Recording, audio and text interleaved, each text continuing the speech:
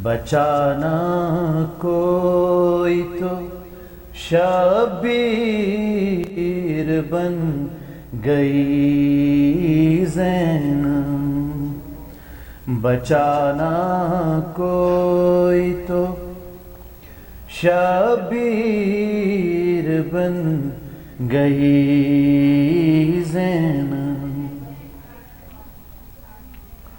غم حسین میں یوں زندگی گزار گئی، غم حسین میں یوں زندگی گزار گئی،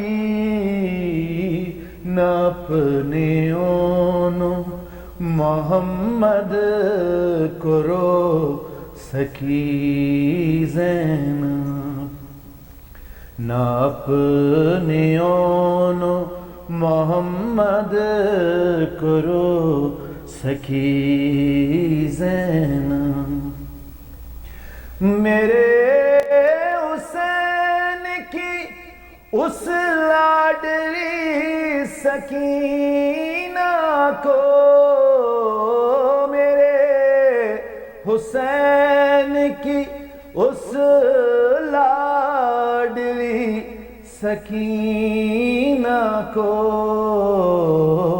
تماچے لگتے رہے دیکھتی رہی زینب، تماچے لگتے رہے دیکھتی رہی زینب، شکست لاش پہ بھائی کے آ گئی آخر، شکست لاش پہ بھائی کے آ گئی آخر،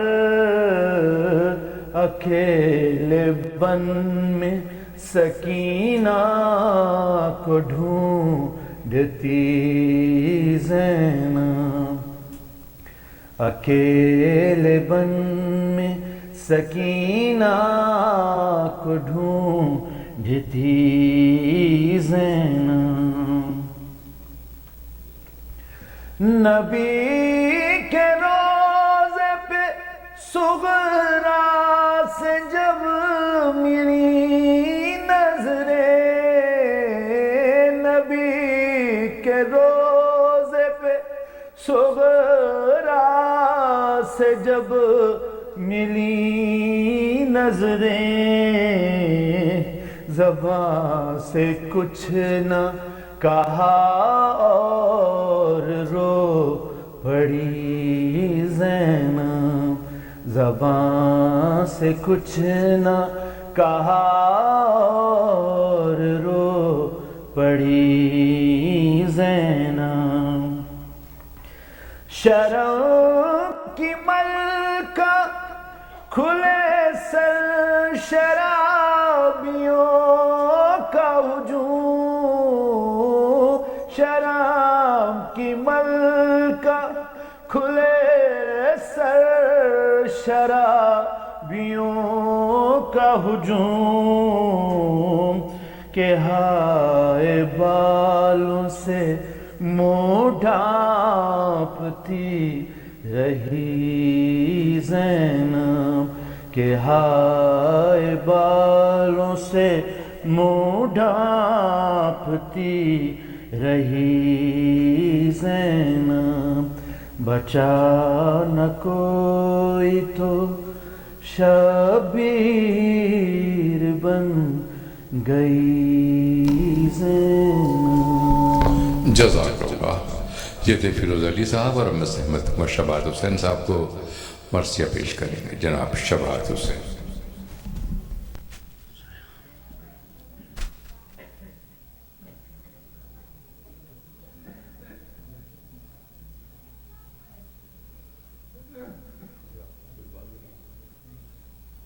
ابھی کچھ فرشتے آئیں گے، ایک تو سامنے بیٹھے ہوئے ہیں۔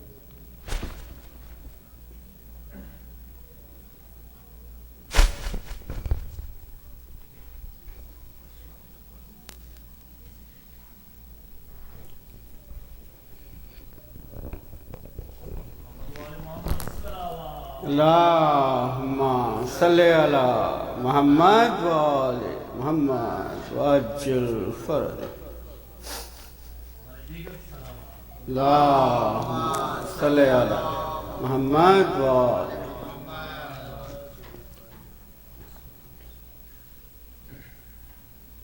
چار مصرے 11 محرم کو جب ہم غور کرتے ہیں یہ کیا ہوا، یزید اپنی ساری طاقتوں کے باوجود شکست کھا گیا۔ اسی سلسلے میں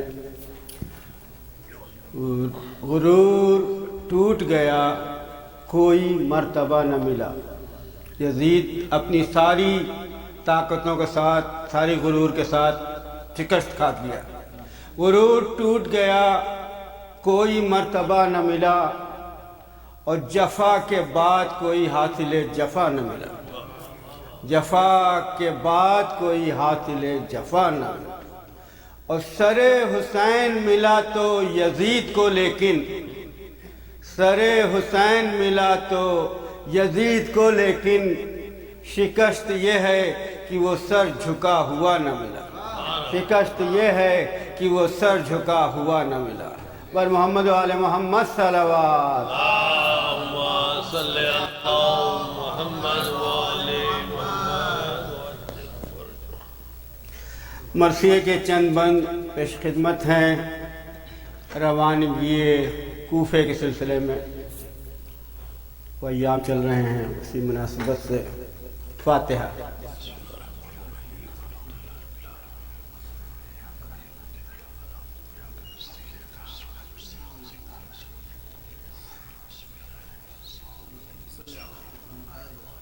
اسلام صاحب، آغا صاحب، آپ ہمارے سامنے تشریف لائیں چند لمحوں کے لیے تو اچھا ہوگا۔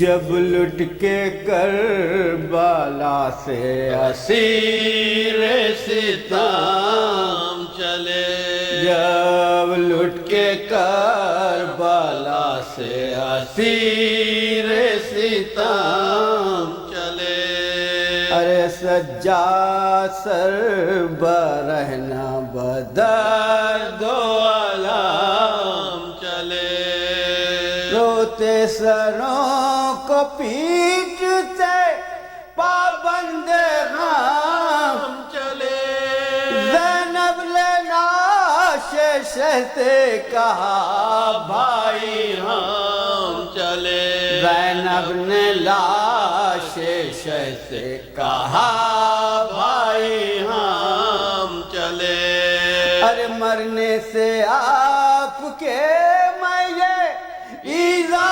اٹھاتی ہوں، دربار میں یزید کے سر ننگے جاتی ہوں، دربار میں یزید کے سر ننگے جاتی ہوں، ارے ہے میرے مسافر کرب و بلا، حسین ہے میرے غریب میرے مہلکا، حسین ہے تجھے نہ پانی کا قطرہ ملا، حسین ہے تمام تن تیرا ٹکڑے ہوا، حسین ہے تمام تن تیرا ٹکڑے ہوا،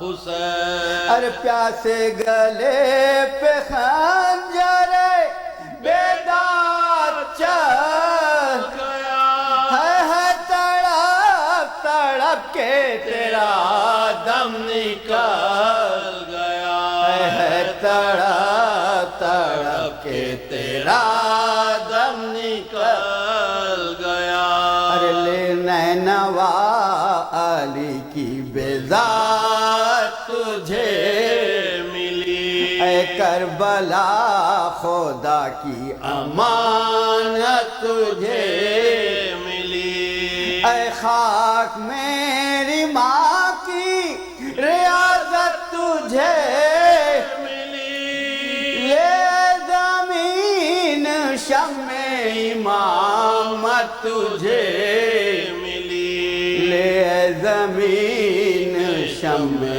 امامت تجھے ملی ارے دامن تیرا تو بھر گیا کھیتی اجڑ گئی سرحد میں تیرے بھائی سے زینب بچھڑ گئی سرحد میں تیری بھائی سے زینب بچھڑ گئی یہ کہہ کے پیر کو پیٹ کے روتی وہ دل جلی یہ کہہ کے سر کو پیٹ کے روئی وہ دل جلی آ کر نجف سے حال میرے دیکھو یا علی ارے گردن رسن میں آپ کی بیٹی کی ہے بندی کہتی ہے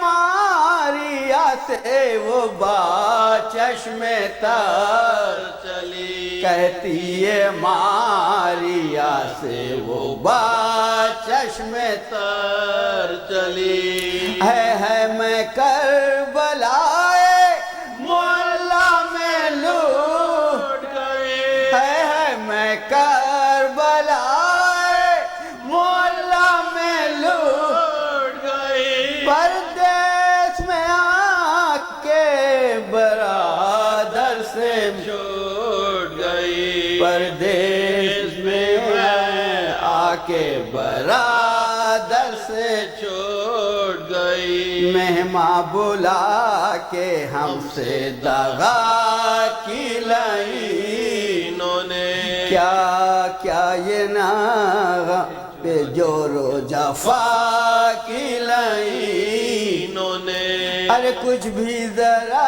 نہ شرم و حیا کی لائی انہوں نے گردن قضا سے شہ کی جدا کی لائی انہوں نے خیمے جلا کے اہل ستم شاد ہو گئے خیمے جلا کے اہل ستم شاد ہو گئے ہم کربلا میں آن کے برباد ہو گئے ہم کربلا میں آن کے آخری بنگی احمد ہو گئے سر پیٹ کر یہ زینب بے کس نے پھر کہا آگے سروں کے نیزے پہ جو سر ہے چاند سا ہر ہے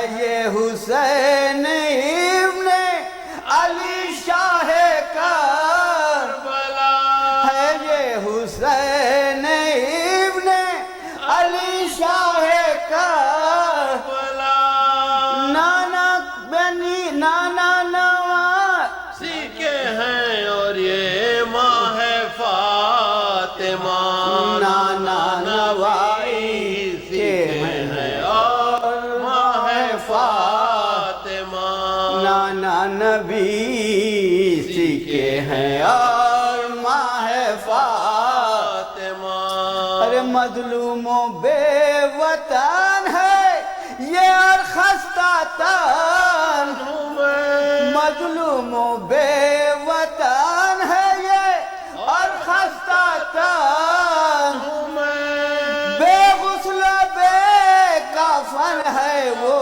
اس کی بہن بے غسل و بے کفن ہے وہ اس کی بہن جب لٹ کے کربلا سے اسیر ستم چلے جزاک اللہ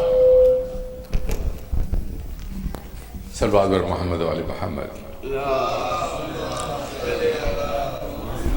خواتین و حضرات میں ایک مرتبہ پھر آپ کو یاد دہانی کراتا چلوں کہ ویکینڈ پر یعنی سیٹرڈے اور سنڈے کو اردو اور انگلش دونوں کی مجلسوں کا وقت شام کو 7 بجے ہے اور 8:50 کے قریب مغرب کا وقت ہوتا ہے. بہت تو چھوٹی ونڈو ہوتی ہے, کم وقت ہوتا ہے. برائے کرم وقت پہ تشریف لائیں تاکہ وقت مجلس شروع ہو اور مغرب سے پہلے ختم ہو سکے. آپ کے تعاون کے لیے بہت شکر گزار ہیں. ایک بار آواز بلند صلوات.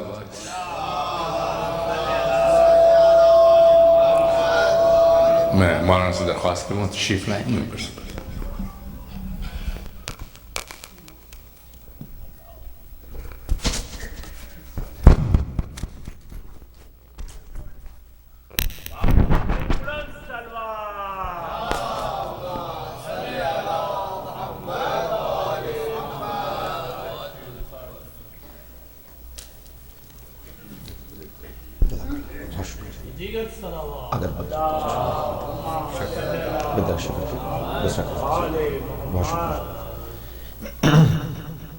ایک مرتبہ اور بلند تر صلوات.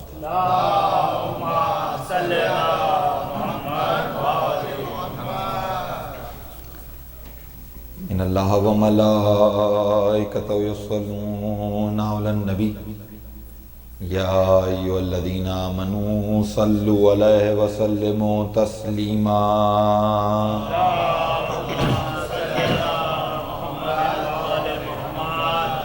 اعوذ باللہ من الشیطان اللعین الرجیم. بسم اللہ الرحمن الرحیم. الحمد للہ الملک الحق المبین المتصاغر لعظمتہ جبابرۃ الطاغین المتخاضع لکبریائہ وطاۃ المتمردین المعترف بربوبیتہ سائر الخلق اجمعین. الصلاۃ والسلام والتحیۃ والاکرام علی اشرف الانبیاء والمرسلین سیدنا و مولانا ابی القاسم محمد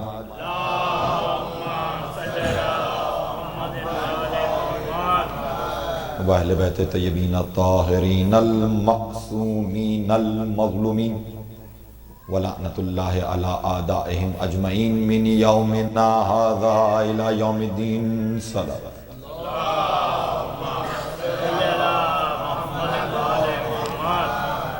اما بعد فقد قال اللہ تبارک و تعالی فی محکم کتاب المبین وهو الصادق. بسم اللہ الرحمن الرحیم. الف لام میم ذالک الکتاب لا ریب فیہ ھدی للمتقین الذین یؤمنون بالغیب ویقیمون الصلاة ومما رزقناہم ينفقون. صدق اللہ العلی العظیم. صلوات.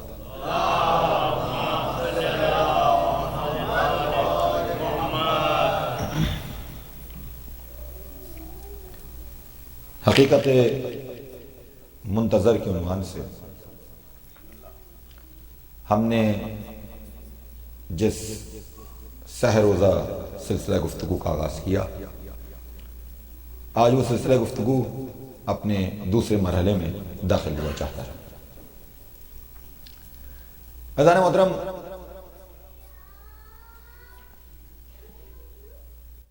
طلب ہدایت کی دعا انسان کی زندگی کی بنیادی دعاؤں میں سے ایک ہے.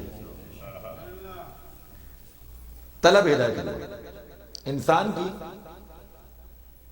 بنیادی دعاؤں میں سے ایک دعا، جہاں انسان تقاضا کر رہا ہے کہ ہماری ہدایت فرما دے. نماز میں 2 ہی دعائیں تو واجب ہیں.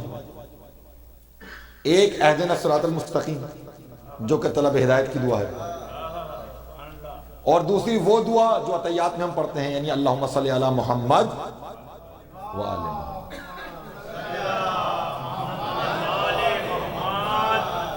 نماز میں کل یہی 2 دعائیں واجب ہیں، باقی جتنی دعائیں آپ مانگ رہے ہیں سب مستحب ہیں. ٹھیک ہے، یہ 2 دعائیں واجب ہیں. ٹھیک ہے، اور چلیے یہاں پہ میں درخواست کرتا ہوں آگے بڑھوں تاکہ میں بھی شامل ثواب ہو جاؤں. آپ کے پاس آپ کو اجازت ہے کہ آپ نماز میں دعا قنوت میں جو دل چاہے دعا مانگیں. ایک گزارش سمجھ لیجیے تاکہ میں بھی شامل ثواب ہو جاؤں. کم سے کم الحمدللہ حسن زنی یہ ہے کہ سب لوگ 5 وقتہ نمازی ہیں. کم سے کم ایک قنوت وقف کر دیں اپنے دن کا اس دعا کے لیے جو زیارت عاشورہ میں موجود ہے اور ہم پڑھتے ہیں. اللہم ارزقنی شفاعت الحسین یوم الورود وثبت لی قدم صدق عندک مع الحسین واصحاب الحسین الذین بذلوا ما جمدون الحسین علیہ السلام.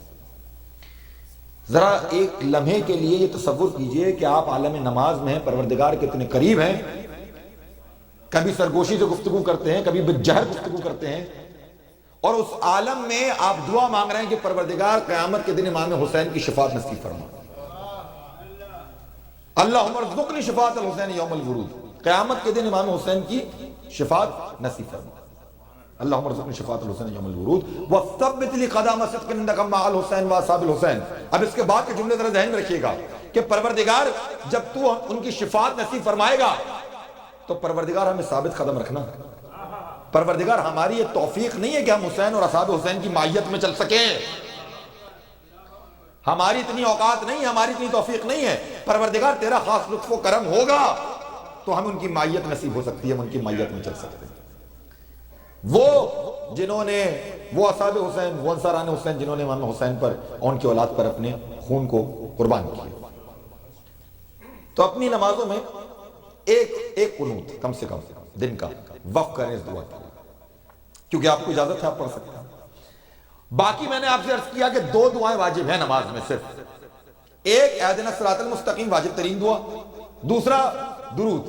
ٹھیک ہے, تمام مکاتب فکر اس بات سے متفق ہیں کہ نماز میں درود پڑھنا ضروری ہے. تمام مکاتب فکر اس بات سے متفق کہ نماز میں درود پڑھنا ضروری ہے. تو میں نے کہا اچھا کام کیجئے, سرکار پہ درود بھیجئے اور نماز مکمل کر لیجئے. تو کہنے لگے نہیں, سرکار کے ساتھ ساتھ آل پہ بھیجنا پڑے گا. ہر مسلک کے مفتی نے فتویٰ دیا کہ سرکار کے ساتھ ساتھ آل پہ درود بھیجنا پڑے گا. تو طے ہو گیا کہ خدا نماز قبول نہیں کرے گا جب تک سرکار پہ درود نہ بھیجو, سرکار درود قبول نہیں کریں گے جب تک آل پہ درود.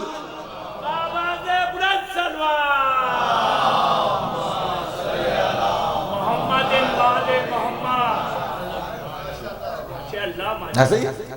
اور دیکھیے اگرچہ موضوع حقیقت منتظر کے حوالے سے گزارشات آپ کے سامنے پیش کر رہا ہوں, مگر چونکہ بات درود تک آ گئی ہے تو صرف نوجوانوں اور بچوں میں ایک شوق بیدار کرنے کے لیے اور فلسفہ درود سمجھانے کے لیے بہت آسان سی مثال آپ کے سامنے پیش کرنے کی کوشش کرتا ہوں. میں دعا کیا ہے کہ پروردگار اپنی رحمتیں اور برکتیں نازل فرما سرکار ختمی مرتبہ حضرت محمد مصطفیٰ صلی اللہ علیہ وسلم.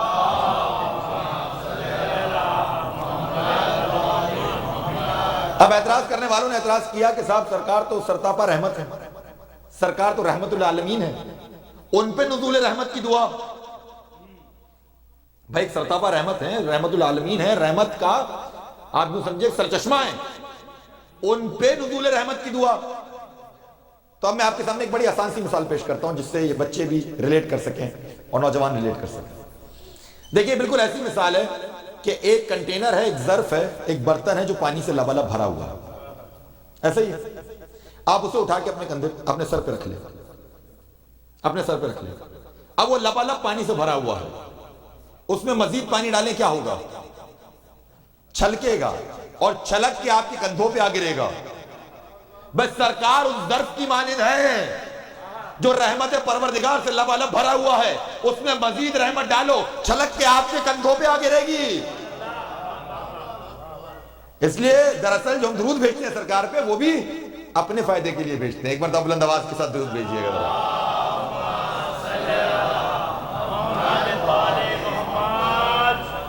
توجہ دینے مطلب. تو دیکھیے 2 واجب دعائیں, ایک اہدنا الصراط المستقیم یعنی طلب ہدایت کی دعا, دوسری سرکار پہ درود.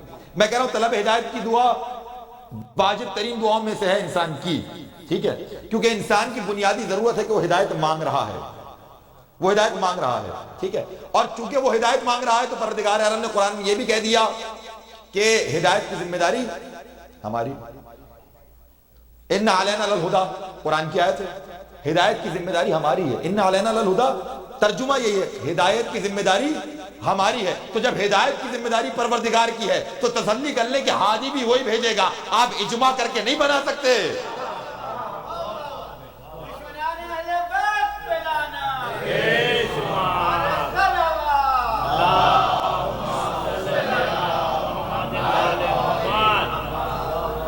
جب ہدایت کی ذمہ داری اس کی ہے تو دیکھیں ہادی بھی کوئی بھیجے گا، ٹھیک ہے. اور یہاں پہ بالخصوص رک کے میں جملہ اور عرضیہ کر دوں آپ کے سامنے، اور پھر میں اپنے موضوع سے مربوط ہو کے آگے بڑھوں تاکہ یہ ذرا منزل ہدایت سمجھ میں آ جائے. دیکھیں ہدایت دو طرح کی ہوا کرتی ہے، ایک عام ہدایت ہے، ایک خاص ہدایت ہے. ہدایت کے معنی کیا ہے؟ اگر بالکل بنیادی اور بیسک ڈیفینیشن آپ کے سامنے ہدایت کی بتاؤں تو رستہ دکھلا دینا، رستہ بتلا دینا، یہ ہے ہدایت. رہنمائی کرنا یہ ہے ہدایت، ٹھیک ہے. اب میں کہہ رہا ہوں ہدایت کی دو قسمیں ہیں، ایک عام قسم ہے، خاص قسم ہے. عام قسم کو کہتے ہیں ارادت طریق، خاص قسم کو کہتے ہیں ایصال الی المطلوب. یہ مشکل بحثیں ہیں علم کلام کی، میں آپ کے سامنے آسان کر کے بیان کرنے کی کوشش کر رہا ہوں. ارادت طریق رستہ دکھلا دینا، ایصال الی المطلوب منزل مقصود تک پہنچا دینا. قرآن میں ان دونوں ہدایتوں کا ذکر ہے، ٹھیک ہے. اب وہ کہاں پہ کون سی مراد ہے ہم ان نحوی ترکیبوں میں نہیں جا رہے، مگر دونوں ہدایتوں کا ذکر ہے. توجہ ہے، ارادت طریق رستہ دکھا دینا، ایصال الی المطلوب منزل مقصود تک پہنچا دینا. اب میں مثال کے ذریعے بات واضح کرتا ہوں. مثال کے طور پہ کہ آپ ادھر ادارے سے باہر نکلیں اور کوئی آپ سے پوچھے کہ صاحب میں نے فلاں مقام تک جانا ہے، مجھے فلاں سٹی تک جانا ہے. اب مجھے یہاں شہروں کے نام نہیں پتا تو میں اتنی ڈیٹیل میں آپ کے سامنے مثال نہیں پیش کر سکتا. مجھے فلاں مقام تک جانا ہے تو مجھے میری رہنمائی فرمائیں یا بالفاظ دیگر میری ہدایت فرمائیں. اب آپ کے پاس دو آپشن ہیں. ایک تو یہ ہے کہ آپ بتائیں گے کہ صاحب میں یہاں سے نکلیے، سیدھے ہاتھ لیجئے گا، الٹے ہاتھ لیجئے گا، اتنے مائل سیدھے چلیے گا، ایک چوراہا آئے گا وہاں سے الٹے ہاتھ لے لیجئے گا. آپ نے زبانی رستہ بتلا دیا، یہ ہے ارادت طریق.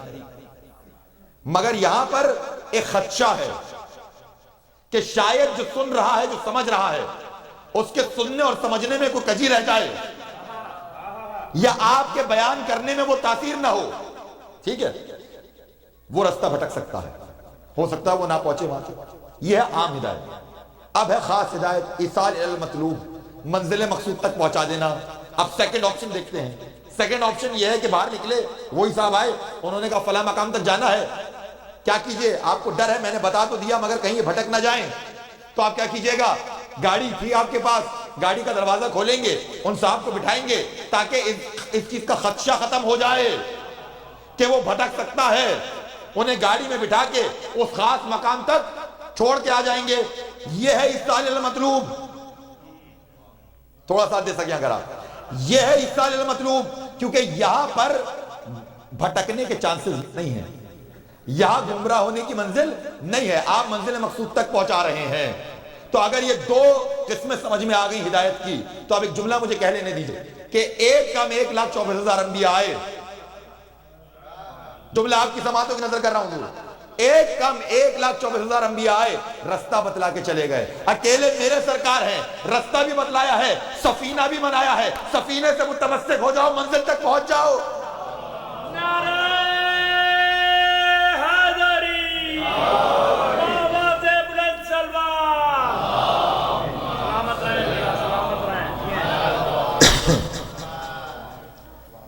یہ ہدایت کی منزل ہے. اور جانے محترم کہ پروردگار عالم نے، کل ہم نے بات جہاں چھوڑی تھی وہیں سے بات کو آگے شروع کرتے ہیں. پروردگار عالم نے جو ہدایت کا سلسلہ جاری فرمایا، زمین پر حجت خدا کو بھیجتا رہا جو ہدایت کرتے رہے. اور کل حدیث میں نے آپ کے سامنے پیش کی تھی کہ زمین کبھی حجت خدا سے خالی نہیں رہ سکتی، ٹھیک ہے. زمین پر آنے والے، کل جہاں بات رکی تھی وہیں سے بات کو شروع کرتے ہیں. زمین پر آنے والے پہلے حجت خدا کا نام آدم، ٹھیک ہے. اور حضرت آدم کے حوالے سے ہم نے کل ایک آپ کے سامنے منشور بھی پیش کیا تھا. آج وہیں سے گفتگو کو آگے بڑھاتے ہیں، ٹھیک ہے. زمین پر آنے والے پہلے حجت خدا کا نام ہے حضرت آدم علیہ السلام، ٹھیک ہے. اور ہم نے یہ بات کل اسٹیبلش کی تھی کہ پروردگار نے کہا کہ میں زمین پہ خلیفہ بنانے والا ہوں. 700 سال قبل کہا تھا. انتظار آیا، جو انتظار کرتا رہا وہ ملک رہا، جس سے انتظار نہ ہو سکا وہ رجیم ہو گیا، وہ لعین ہو گیا، وہ نکال دیا گیا، ٹھیک ہے. قبلہ نے کہا کہ وہ ابلیس ہو گیا. ایسا ہی ہے. اچھا اب کمال کی بات یہ حضور کہ جب تک انکار نہیں کیا تھا تب تک ابلیس تھا. کاش بات پہنچ سکے میرے محترم سننے والوں تک. حقیقت بیان کر رہا ہوں، قرآن دیکھنے کے بعد بات کر رہا ہوں. یہ ابلیس اس کا ذاتی نام ہے، شیطان صفاتی نام ہے. تھوڑی بات پہنچ جائے میرے محترم سننے والوں تک.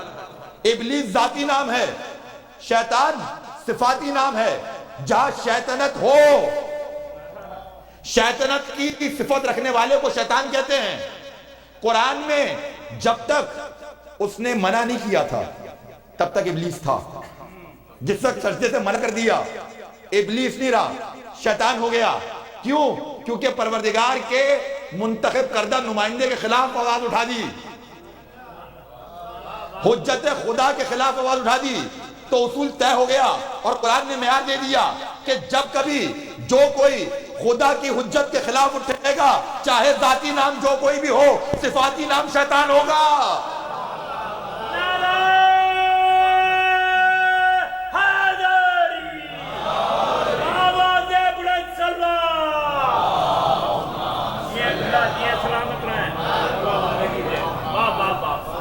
حقیقت میں قرآن دیکھنے کے بعد آپ سے گفتگو کر رہا ہوں.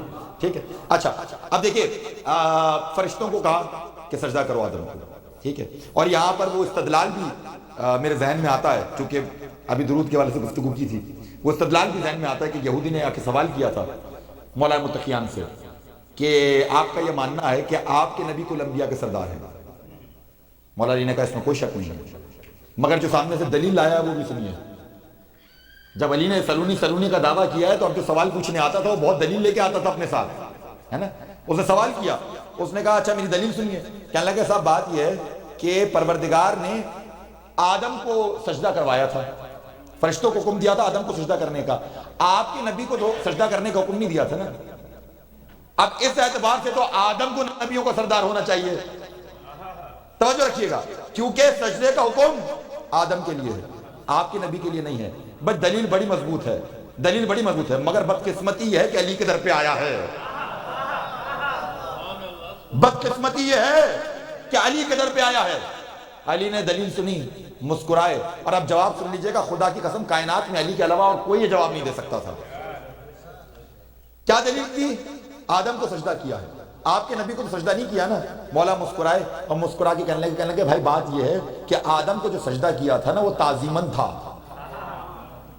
کاش بات پہنچا سکوں میں. آدم کو جو سجدہ کیا تھا وہ تعظیماً تھا، عبادتاً نہیں تھا. مگر فرشتے میرے سرکار پہ جو درود بھیجتے ہیں وہ تعظیماً نہیں بھیجتے، عبادتاً.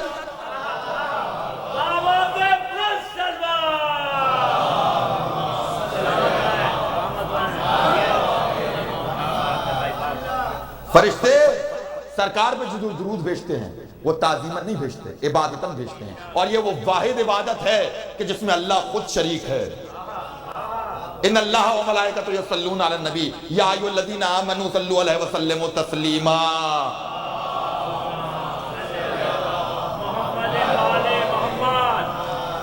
معذرت تھوڑا تھوڑا آگے تشریف لیں تاکہ بعد میں آنے والوں کو دقت نہ ہو. درود پڑھتے جائیے، ہم بلا فصل کے ماننے والے ہیں، ذرا فاصلوں کو کم کیجیے گا.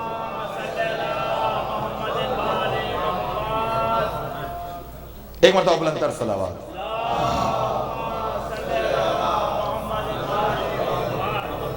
بات پہنچ رہی میرے محترم سننے والوں تک؟ ٹھیک ہے. اچھا جی اب دیکھیے، ابھی ذرا سی گفتگو میں رکوں گا آدم ابلیس کے قصے پر. اب یہاں پر چونکہ میں نے جانا ہے حجت خدا تک، یہاں پر ایک چیز غور طلب ہے، اور وہ چیز غور طلب یہ ہے کہ پوری ذمہ داری کے ساتھ میں جملہ کہہ رہا ہوں کہ سجدہ کرنے کا حکم ابلیس کو تو تھا ہی نہیں. ایسا ہی ابلیس کو تھا ہی نہیں سجدہ کرنے کا حکم. میں دلیل قائم کروں گا. اور جب حکم نہیں تھا تو یہ اتنا شدید رد عمل کہ نکال کے باہر پھینک دیا گیا. اچھا پہلے تو دلیل سن لیجئے کہ ابلیس کو حکم نہیں تھا، کیونکہ آیت کیا بتاتی ہے؟ آیت کہتی ہے وَإِذْ قُلْنَا لِلْمَلَائِكَةِ اسْجُدُوا لِآدَمَ. آیت بتا رہی ہے کہ ہم نے، اللہ نے کس سے کہا؟ فرشتوں سے کہا کہ آدم کو سجدہ کرو. ملائکہ کو کہا، فرشتوں کو کہا آدم کو سجدہ کرو. اور ابلیس ملک نہیں تھا، ابلیس ملک نہیں تھا. دلیل قرآن سے دوں گا. جائیے سورہ اعراف کے اندر موجود ہے کہ جب اس نے اسے پوچھا نا کہ کس چیز نے تجھے ماننے رکھا سجدہ کرنے سے، تو کیا کہتا ہے؟ کہتا ہے انا خیر منہ، میں اس سے بہتر ہوں. انا خیر منہ، میں اس سے بہتر ہوں. خلقتنی من نار، مجھے آگ سے پیدا کیا ہے، مجھے آگ سے پیدا کیا ہے. وخلقتہ من طین، اسے مٹی سے پیدا کیا ہے. تو بھائی فرشتے نور سے پیدا ہوتے، آگ سے پیدا نہیں ہوتے. یہ ہے سورہ اعراف. اور سورہ کہف میں خود کہہ دیا پروردگار عالم نے بہت واضح انداز میں، کانا من الجن، وہ جنوں میں سے تھا، وہ جنوں میں سے تھا۔ حضور سوال وہیں قائم ہے کہ جب حکم ابلیس کو نہیں تھا، بھائی فرشتوں کو تھا، یہاں تک بات ثابت ہو گئی، ابلیس فرشتہ نہیں تھا، یہ بات ثابت ہو گئی، تو جب حکم بھی ابلیس کو نہیں تھا، ابلیس فرشتہ بھی نہیں تھا، تو یہ اتنا شدید رد عمل کیوں؟ اتنا شدید رد عمل کیوں؟ جانتے ہیں کیا معاملہ ہے؟ معاملہ یہ ہے کہ جب یہ حکم دیا نا سجدہ کرنے کا، ابلیس ملک تو نہیں تھا مگر ان کے کیموفلاج میں رہتا تھا، کاج بات پہنچ جائے، چھپ کے رہتا تھا، ان میں مل کے رہتا تھا، اور ایسے مل کے رہتا تھا کہ پتہ نہیں چلتا تھا کہ یہ ملک ہے یا نہیں، یہ ملک ہے یا نہیں۔ پہچان کیسے ہوئی؟ جب اللہ نے خلیفہ کا اعلان کیا تو دل میں چھپا ہوا نفاق نکل کے باہر۔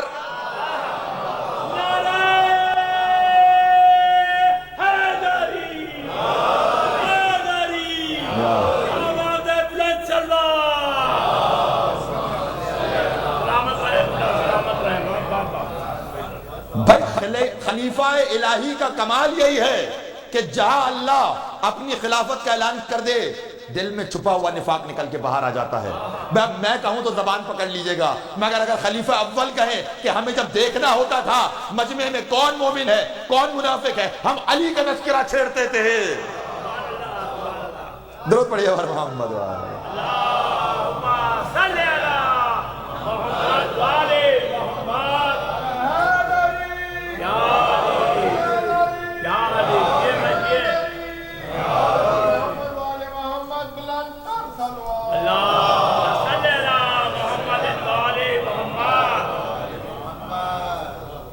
توجہ ہے نا محترم؟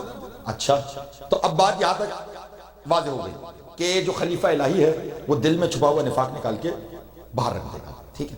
اب آئیے دیکھیں، یہ ہے پہلی غیبت، تاریخ انسانیت کی پہلی غیبت۔ 700 سال اعلان ہوا، اعلان کے بعد 700 سال غیب میں رہے، اور اس کے بعد زمین پہ خلیفہ بنا کے بھیجے گئے، ٹھیک ہے۔ میں حوالے کل پیش کر چکا۔ اب اس غیبت میں اور مہدی آخر الزمان کی غیبت میں بڑی مماثلتیں ہیں، بڑی مماثلتیں ہیں۔ مثال کے طور پہ دیکھیں، وہ غیبت بھی اللہ کی طرف سے تھی، یہ غیبت بھی اللہ کی طرف سے ہے۔ وہ غیبت آدم کی غیبت کی بات کر رہا ہوں، وہ غیبت بھی طولانی تھی، یہ غیبت بھی طولانی ہے۔ اس غیبت کی بھی توقیت کا پتہ نہیں تھا، یعنی کب ظہور ہوگا نہیں پتا تھا۔ اس غیبت کی توقیت کا بھی پتہ نہیں، کب ظہور ہوگا نہیں پتا۔ حضور نہ صرف یہ کہ نہیں پتا، نہ صرف یہ کہ توقیت کو مبہم رکھا گیا، بلکہ اس پہ گفتگو کرنے سے منع کیا گیا۔ جی میں کتابوں کے حوالے آپ کے سامنے پیش کر دیتا ہوں۔ غیبت توسی، غیبت نعمانی، پورے چیپٹرز ہیں، پورے چیپٹرز ہیں نہیں عن توقیت کے، جس میں اماموں نے بیان کیا ہے کہ مہدی کب ظہور کرے گا، اس کی حتمی ڈیٹ کے بارے میں آپس میں قیاس آرائیاں نہ کرو اور عام معاشرے میں یہ باتیں نہ پھیلاؤ، ٹھیک ہے۔ بہار میں پورا چیپٹر ہے، یعنی یہ وہ کتابیں ہیں جو ہمارے لیے بہت مستند ہیں۔ کافی میں پورا چیپٹر ہے کرائیت اور توقیت کے حوالے سے، کہ جس میں توقیت کے حوالے سے کرائیت ظاہر کی گئی ہے۔ دیکھیں، دو چیزوں کی بڑی شدت سے روایتوں میں تردید ہے اور مخالفت ہے، ایک توقیت کی اور ایک دعوی رویت کی۔ بات یہاں پر آ کے تھوڑی سی مشکل ہو جائے گی، دعوی رویت کی۔ اب کیا میں نے دیکھیں، جب امام طویل غیبت میں جا رہے تھے تو انہوں نے جو آخری خط لکھا ہے اپنے نائب چہارم کو، چوتھے نائب کو، اس میں یہ جملہ لکھا ہے کہ دیکھو اب ہم طویل غیبت میں جا رہے ہیں، وہ غیبت کتنی طولانی ہوگی ہمیں نہیں پتا، اب ہمارا تمہارا براہ راست کوئی کانٹیکٹ نہیں رہے گا۔ اور وہاں پر ایک جملہ ہے کہ فمن دعا الرؤیا والشہادہ فہو الکذاب۔ اور اس طولانی غیبت میں، اس غیبت کبریٰ میں اگر کوئی ہماری رؤیت کا دعویٰ کرے، میں ابھی جملے واضح کروں گا، مجھے پتا بہت سارے چہروں پہ سوالات ہیں، اگر کوئی ہماری رؤیت کا دعویٰ کرے وہ جھوٹا ہے۔ اللہ اکبر، اللہ اکبر۔ بھئی کیا کہا امام نے؟ دعویٰ کرے وہ جھوٹا ہے۔ اگر ہم بطور زیارت کسی کو شرف عطا کر دیں وہ معاملہ اور ہے، اور کوئی یہ دعویٰ کرے کہ میں جب دل چاہے مل سکتا ہوں، مجھے آپ ابھی کہیے میں ملاقات کر لوں گا، میں جب دل چاہے ان کو دیکھ لیتا ہوں. اگر کوئی دعویٰ کرے اس کی بات کو نہ ماننا, مگر ہم اگر کسی پہ کرم کر دے اور اپنی زیارت کرا دے, یہ منزل اور ہے, یہ منزل اور ہے. تو بھئی یہ دعوی رویت کو روکا کیوں؟ کبھی اس پہ غور کیا؟ اور زیارت کرائی کیوں؟ کبھی اس پہ غور کیا؟ اگر زیارت نہ کرائی ہوتی اچانک, ٹھیک ہے, اچانک بغیر پلان کے زیارت نہ کرائی ہوتی تو لوگ یہ کہتے کہ یہ عقیدہ مہدی ایک افسانہ ہے جو شیعوں کے دماغ میں ہے, اس لیے وقتاً فوقتاً گائے باگائے اپنی زیارت کراتے رہے. مگر رویت کے دعوے کو کیوں روکا, اس کو سمجھیے گا. دیکھیے یہ ہم نے دیکھا ہے کہ مثال کے طور پہ کوئی بت ہے, اس بت کا کوئی پجاری ہے, کوئی پنڈت ہے, اس نے کہا کہ صاحب بت نے 500 من حلوہ مانگا ہے. اب وہ ریپریزنٹیٹو بن گیا, دو, اب دینا پڑے گا 500 من حلوہ, ٹھیک ہے. اچھا پیری فقیری کے کانسیپٹ ہیں, درگاہوں سے لوگ ایسوسیٹڈ ہیں, ٹھیک ہے. وہاں پر ہم نے دیکھا ہے فلاں پیر خواب میں آئے تھے, انہوں نے کہا جی اتنے من حلوہ چاہیے, اتنے کلو کی دیکھ چاہیے, ٹھیک ہے. اب آئے تھے, سامنے والا دعویٰ کر رہا ہے فلاں پیر آئے تھے, میں اس پیر کا سجادہ نشین ہوں, اب اتنے کلو کی دیکھ چلانی پڑے گی. تو اب سوچئے اگر امام زمانہ اپنی رویت کے دعوے کا دروازہ کھلا چھوڑ دیتے تو اب سوچئے کہ قیامت تک کتنے لوگ ہوتے. تو اب قیامت تک ان کے نام پہ کوئی لوٹ کے نہ کھا سکے, اس لیے رویت کے دروازے کو بند کر دیا ہے. درود پڑھیے گا پر محمد وآلہ.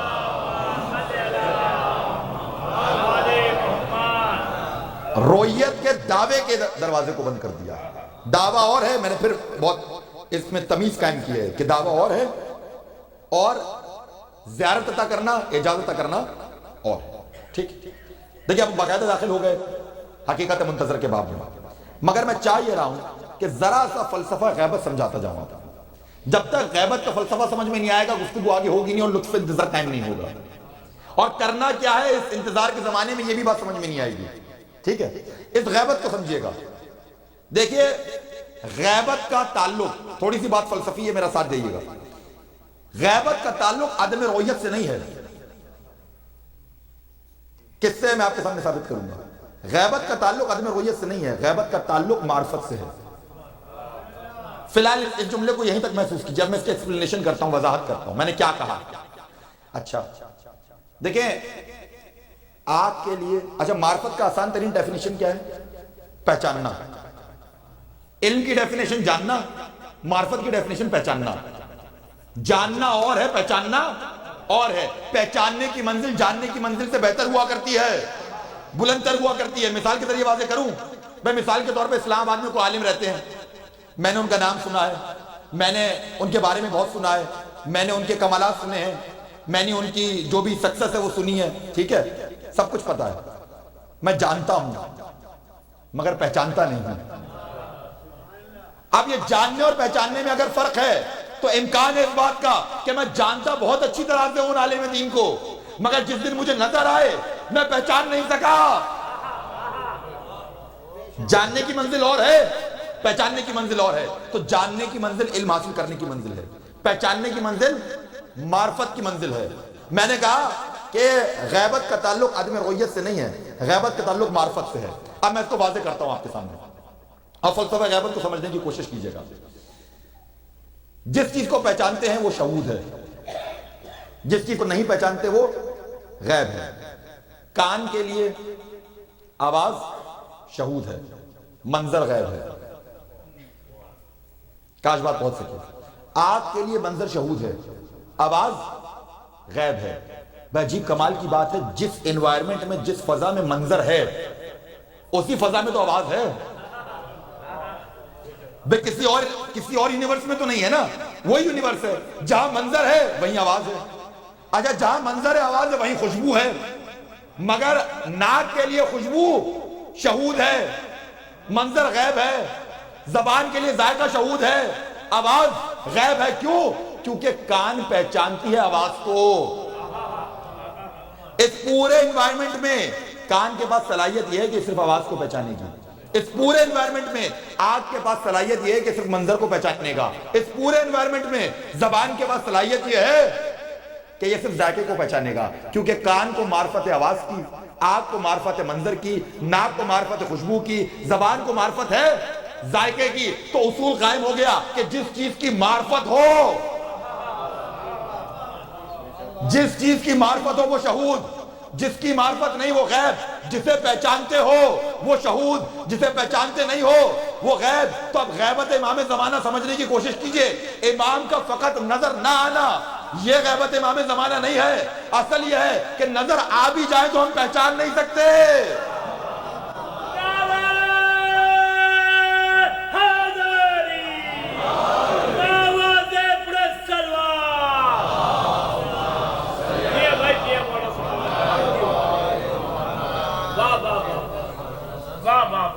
بات کو سمجھ میں آئی؟ بہت مشکل فلسفہ تھا، یقین کیجئے. میں نے کوشش کی ہے کچھ آپ کے سامنے آسان کرنے کی. امام نظر آ بھی جائیں پہچان نہیں سکتے. بھائی روایات ہیں، امام کے نائبین کی روایات ہیں کہ موسم حج میں ہر سال تشریف لاتے ہیں، وہیں ہوتے ہیں مناسک حج کے درمیان، مومنین کو دیکھ رہے ہوتے ہیں. اور روایت کے جملے کہ مومنین بھی انہیں دیکھ رہے ہوتے ہیں مگر پہچان نہیں پاتے. کیسے پہچانیں گے عزیز؟ آنکھ تو حب مال کا چشمہ ہے، آنکھ تو حب اولاد کا چشمہ ہے، آنکھ تو حب ذات کا چشمہ ہے، آنکھ تو حب دنیا کا چشمہ ہے. جب اتنے چشمے ہوں تو امام زمانہ کی معرفت کیسے حاصل ہوگی؟ یہ چشمے اتریں گے تو امام زمانہ پہ کو پہچانیں گے.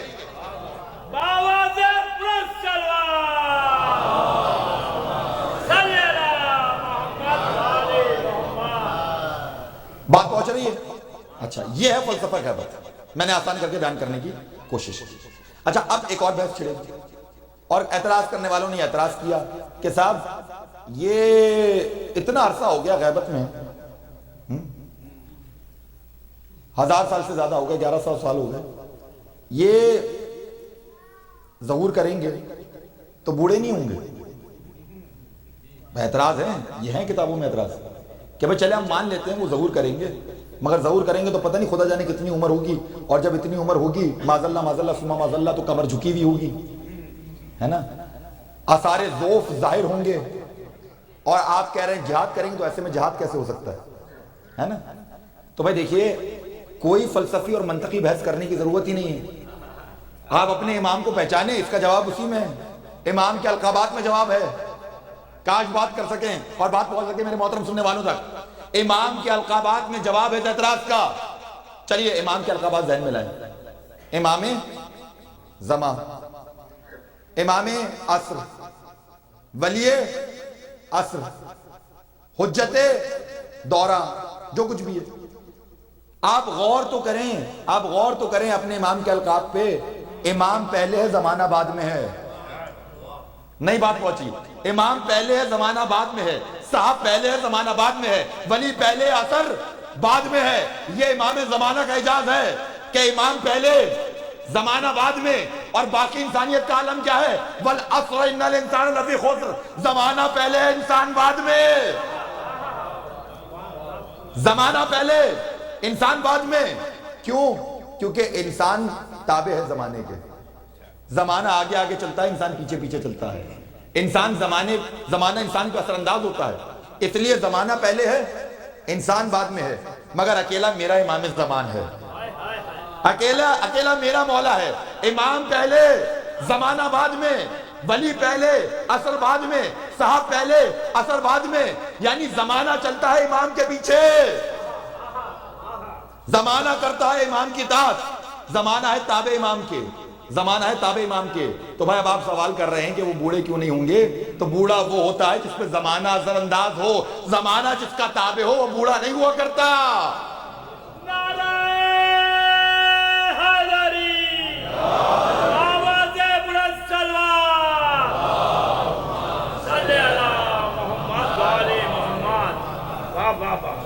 ایسا ہی ہے.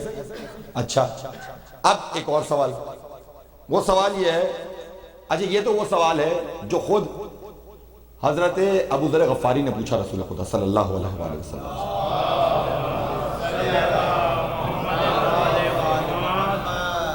جب امام نے اپنے قائم کا ذکر کیا تو سوال پوچھا حضرت ابو ذر غفاری نے کہ حل ینتفع الشیعۃ بقائم علیہ السلام فی غیبتہ، یہ ان کے شیعہ امام کی غیبت کے زمانے میں ان سے کیسے فائدہ اٹھائیں گے؟ تو اب سوال یہ کیا جاتا ہے کہ صاحب غیبت میں رہ کر ہدایت کیسے کر سکتے ہیں، ہے نا؟ اب اس کا جواب میں نہیں دوں گا، اس کا جواب وہ ہے جو رسول خدا نے دیا ہے، بس وہی آپ کے لیے فارمولا ہے، وہی آپ کے لیے مشعل راہ ہے، وہی حرف آخر ہے، کیونکہ رسول نے جواب دیا۔ رسول نے کہا قسم اس ذات کی جس نے مجھے نبی بنایا، قسم اس ذات کی جس نے مجھے نبی بنایا، میرے قائم کی ہدایت اور نور ہدایت اسی طرح فائدہ پہنچائے گی زمانہ غیبت میں جیسے سورج بادلوں کے پیچھے چھپ کے فائدہ پہنچاتا ہے، جیسے سورج بادلوں کی اوٹ میں چھپ کے فائدہ پہنچاتا ہے، اسی طرح میرے قائم کی غیبت میں ان کی ہدایت کا نور لوگوں تک پہنچے گا۔ اب اس روایت پہ خدا کی قسم تفسیر کے باب کے باب لکھے جا سکتے ہیں، یعنی سورج بادلوں کے پیچھے چھپ کے فائدہ پہنچا رہا ہے۔ مجھے آپ یہ بتائیے کہ کتنے ممالک ایسے ہیں کہ جہاں ہفتوں کیا مہینوں سورج نہیں نکلتا، اور آپ جانتے ہیں کہ سورج ضروری ہے نظام حیات کے لیے، سورج ضروری ہے پھلوں کے پھولنے اور پھلنے کے لیے، سورج ضروری ہے نباتات کے لیے، سورج ضروری ہے حیات کے لیے، ٹھیک ہے؟ میں کہہ رہا ہوں ہفتے تو چھوڑیے مہینوں سورج نہیں نکلتا، ایسے علاقے ہیں، ایسے ممالک ہیں، کیا وہاں حیات ختم ہو گئی؟ کیا وہاں سورج اپنا فائدہ نہیں پہنچا رہا ہے، مخفی انداز سے پہنچا رہا ہے؟ جب ایسے علاقوں میں سورج بادلوں کے پیچھے چھپ کے مخفی انداز میں فائدہ پہنچا سکتا ہے تو میرا امام زمان مخفی انداز سے کیوں نہیں فائدہ پہنچا سکتا؟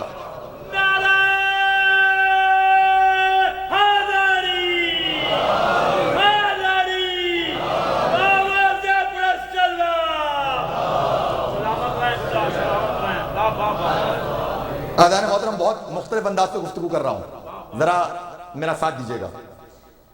اچھا ایک نقطہ یہ ہے، دوسرا نقطہ میں اس کی جو تفسیر کتابوں کے اندر لکھی ہے اس روایت کو میں آپ کے سامنے پیش کر رہا ہوں۔ دوسرا نقطہ سنیے گا۔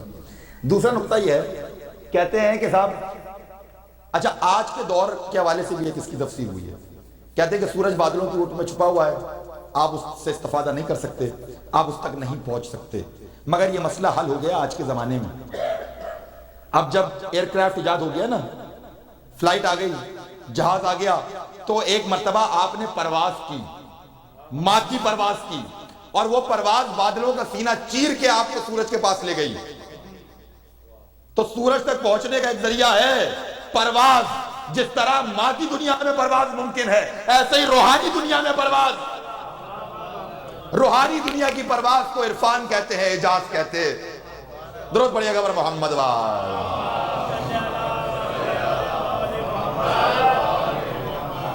دو توجیہات سامنے آ گئی، اب تیسری توجیہ سنیں اسی روایت کے حوالے سے۔ کہتے ہیں کہ صاحب سورج جب تک بادلوں کی اوٹ میں چھپا ہوا ہو، ہر طرح کے صاحب بصیرت میں یہ طاقت ہوتی ہے، اس کا یہ ظرف ہوتا ہے کہ وہ سورج کی جانب نگاہ اٹھا کے دیکھ لے۔ ایسا ہے یا نہیں ہے؟ جب تک سورج بادلوں کے پیچھے چھپا ہوا ہے، ہر ظرف کا انسان، ہر قماش کا انسان، ہر طرح کی بصیرت رکھنے والا انسان یہ جرت کر سکتا ہے کہ وہ ایسے نگاہ اٹھائے اور جانب سورج دیکھ لے، مگر ایک مرتبہ سورج نکل کے بادلوں کے پیچھے سے آ گیا، اب ہر ایک کے بس کی بات نہیں ہے کہ سورج سے رابطہ قائم کر سکے۔ تو عزیزان محترم انتظار اسی بات کا ہو رہا ہے، انتظار اسی بات کا ہو رہا ہے کہ اگر کوئی تہذیب نہیں پا سکا تو تہذیب پا لے کہ سورج سے ہمکنار ہو سکے، اور اگر کسی میں اہلیت نہیں ہے تو ہٹ کے الگ ہو جائے۔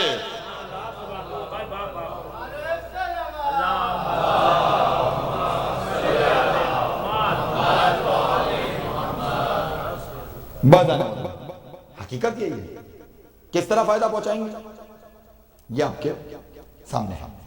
اچھا اس کے بعد ایک اور سوال ہے، سنتے چلیے سوالات۔ کہنے لگے صاحب کیا کر رہے ہیں اتنے عرصے سے، ظہور کیوں نہیں فرما رہے، کب ظہور فرمائیں گے، کچھ تو بتائیے کیا حکمت ہے اتنی طولانی غیبت کی۔ تو دیکھیے ایک واقعہ ہے سب کا سنا ہوا ہے، جنگ صفین میں، میں اس کے دو پہلو آپ کے سامنے پیش کروں گا۔ جنگ صفین میں لیلۃ الحریر برپا ہوئی۔ لیلۃ الحریر وہ رات ہے کہ جس میں ایسا گھمسان کا رنگ پڑا، ہرا کہتے ہیں عربی میں بلی کو. لیلۃ الحریر ایسی رات تھی، اتنا گھمسان کرنا پڑا کہ پوری رات تلواروں سے تلواریں ٹکراتی رہیں اور ایسا لگ رہا تھا جیسے بلیاں لڑ رہی ہوں، رو رہی ہوں. اس سے اسے لیلۃ الحریر کہتے ہیں. بہت سخت گھمسان کا رنگ. لیلۃ الحریر جیسی گزری، اگلے دن مالک علی کے ساتھ مالک نے لوگ گننا شروع کیے جو انہوں نے قتل کیے تھے، اور گننے کے بعد ایک مرتبہ دل میں یہ گمان ظاہر کیا کہ آج تو میں نے بھی اتنے ہی مارے جتنے علی نے مارے. دل میں یہ گمان ظاہر کیا کہ آج تو میری تلوار نے بھی اتنے ہی قتل کیے جتنے علی نے قتل کیے. ابھی یہ دل میں گمان کا آنا تھا کہ علی نے پلٹ کے سوال کیا، مالک یہ جو مار رہے تھے شجرے دیکھ کے مار رہے تھے؟ یہ جو قتل کر رہے تھے شجرے دیکھ کے قتل کر رہے تھے؟ ہاتھوں کو جوڑ کے کہا کہ مولا میرے پاس تو یہ بصیرت نہیں کہ میں شجرے دیکھ کے قتل کروں. کہنے لگے مالک میں نے جو مارے ہیں نا، میں نے نسلیں دیکھی ہیں، میری ذوالفقار نے نسلیں دیکھی ہیں. میں 70 نسلوں تک کا جائزہ لیتا تھا. اگر 70 نسلوں میں ایک بھی مومن ہوتا تھا، پتہ نہیں بات پہنچی نہیں پہنچی میرے محترم سننے والوں تک، ایک بھی مومن ہوتا میں چھوڑ دیتا. اگر مومن نہ ہوتا میں مار دیتا. تو میں کس بات کا انتظار ہے میں بتاؤں. یہ علی تھے کہ جنہوں نے کافر کو دیکھا اور 70 نسلیں دیکھی، مگر جب مہدی آئیں گے تو وہ نسلیں نہیں دیکھیں گے، مار دیں گے. تو اسی چیز کا انتظار ہے کہ اگر منافق یا کافر نسل کے اندر کوئی ہے ایمان رکھنے والا تو نکل کے باہر آ جائے تو مہدی آئے. کوئی تہذیب پا جائے تو مہدی آئے، کوئی تہذیب پا جائے تو مہدی آئے. جسے ہدایت پہنچ سکتی ہے، جو آخری حجت بھی پوری ہو سکتی ہے، وہ پوری ہو جائے پھر مہدی آئے. ٹھیک ہے، یہ ایک رخ.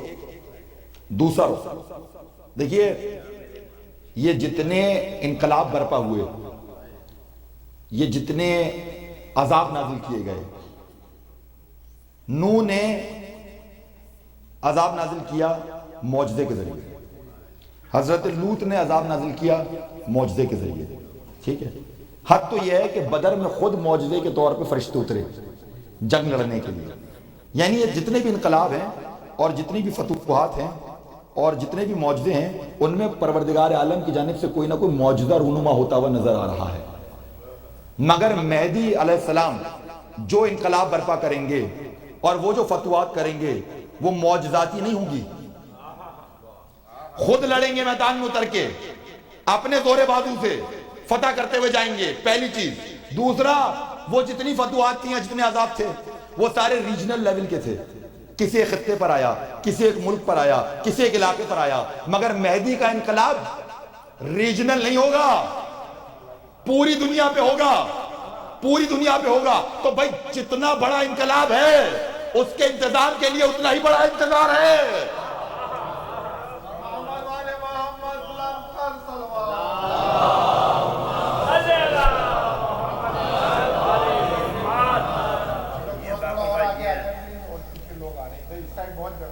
درود پڑے گا محمد وآلہ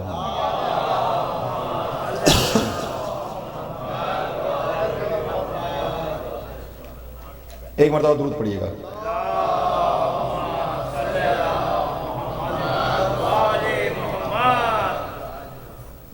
جتنا بڑا انقلاب برپا کرنا ہے اس انقلاب کے لیے اتنی ہی بڑی تنظیم ہونی ہے، اتنی ہی تہذیب ہونی ہے، اتنا ہی انتظام ہونا ہے، اتنی ہی تربیت ہونی ہے. تو وہ تربیت کا سلسلہ جاری ہے، تربیت پا رہے ہیں. اور لطف انتظار یہی ہے کہ ہم روز اپنے آپ کو تیار کریں امام کی تحریک کے لیے.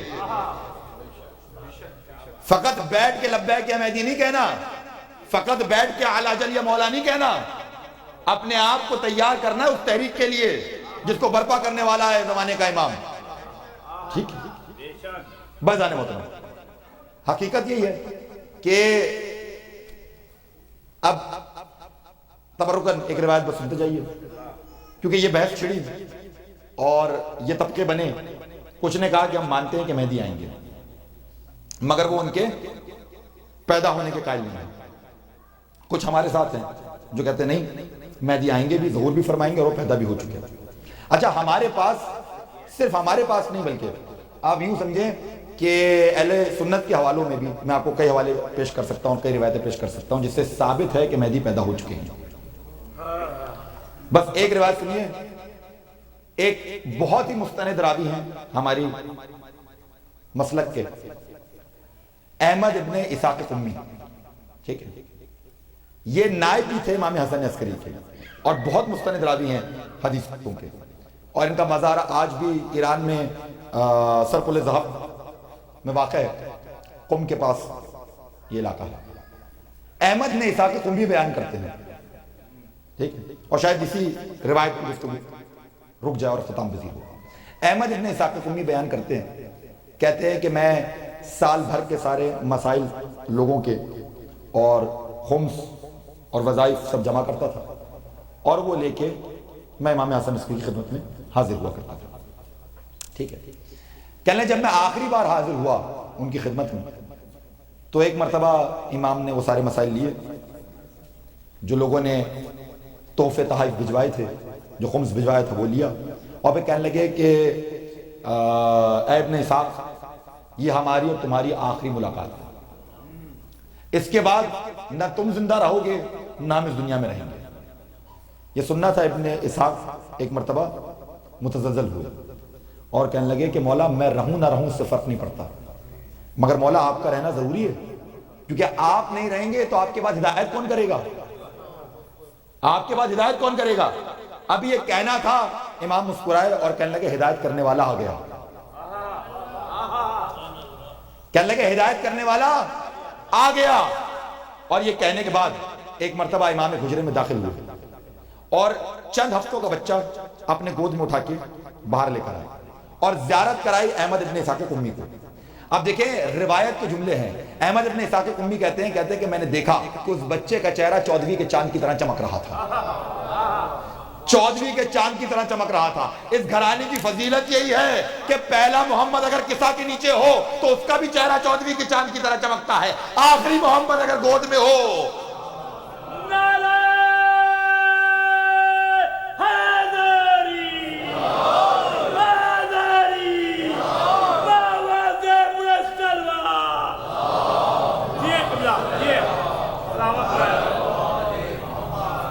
اس گھرانے کی فضیلت یہ ہے، اس گھرانے کی فضیلت یہ ہے۔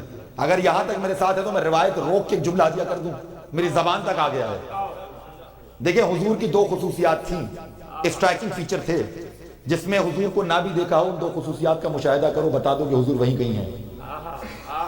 ایک حدیث قصہ میں ہے اور ام المومنین بیان کرتی ہیں کہ سرکار کے جسم سے ایسا نور نکلتا تھا، میں رات کی تاریکی میں کھوئی ہوئی سوئی ڈھونڈ لیا کرتی تھی، ٹھیک ہے نا۔ اب سرکار کو نہ بھی دیکھو، نور کا مشاہدہ کرو، بتاؤ دو سرکار یہیں کہیں ہیں، ٹھیک ہے۔ دوسری خصوصیت کیا تھی؟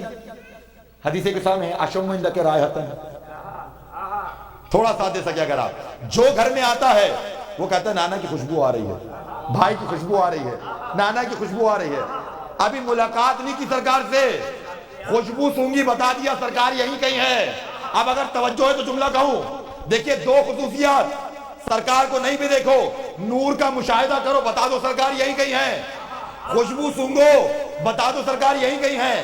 اگر یہ دو خصوصیات تھی سرکار کی تو مجھے کہہ لینے دیجئے کہ شب ہجرت جو سویا ہے،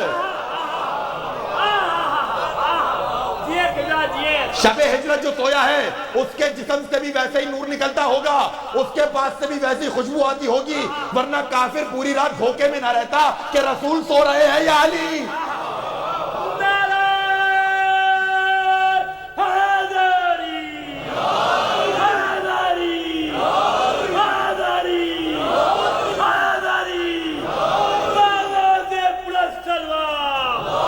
کیا کہنا التماس دیا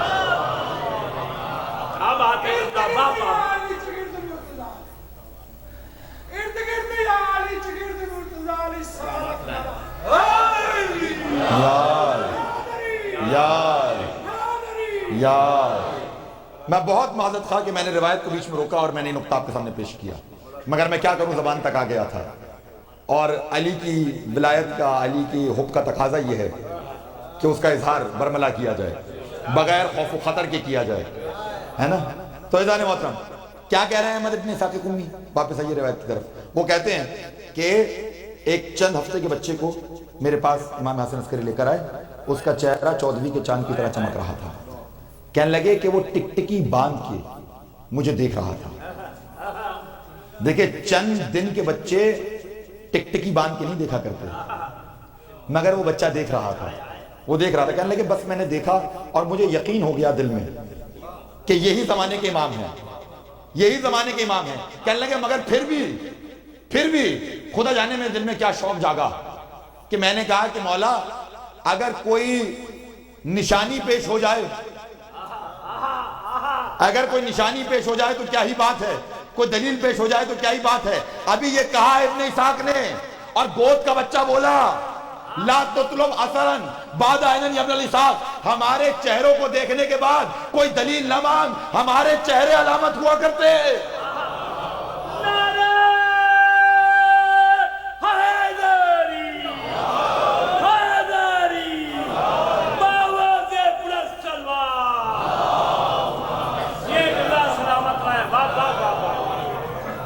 ہمارے چہروں کو دیکھنے کے بعد کوئی دلیل نہ مانگ، ہمارے چہرے گواہی دیا کرتے ہیں، ہمارے چہرے علامت ہوا کرتے ہیں۔ اگر چہرے گواہی نہ دیتے تو موبائلے میں عیسائی دیکھ کے نہ کہتے ہم ایسے چہرے دیکھ رہے ہیں۔ اگر پہاڑ کو اشارہ کر دے، اگر پہاڑ کو اشارہ کر دے، پہاڑ اپنی جگہ سے ہٹ جائے۔ اور اگر چہرے گواہی نہ دیتے، اگر چہرے علامت نہ ہوتے تو سرکار علی کے چہرے کے لیے نہ کہتے النظر الی وجہ علی نبادا۔